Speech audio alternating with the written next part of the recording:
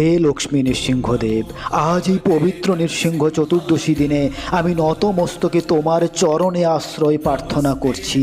হে প্রভু, এই জড়জগতের ভয়, অশান্তি, দুঃখ আর অনিশ্চয়তার মাঝে আমি বারবার পথ হারিয়ে ফেলি। কখনো ভয় আমাকে গ্রাস করে, কখনো দুর্বলতা আমাকে ভেঙে দেয়। হে নৃসিংহদেব, তোমার এই উগ্র রূপ শুধু অসুর বিনাশের জন্য নয়, ভক্তদের রক্ষা করার জন্য তোমার আবির্ভাব।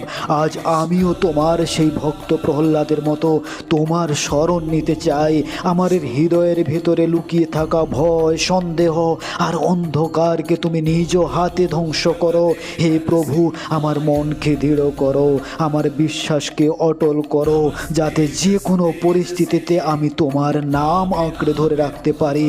যখন চারিদিকে অবিশ্বাস বাড়ে, যখন নিজের মনটা অস্থির হয়ে ওঠে, তখন তুমি আমার অন্তরের শান্তির আলো জ্বালিয়ে দাও।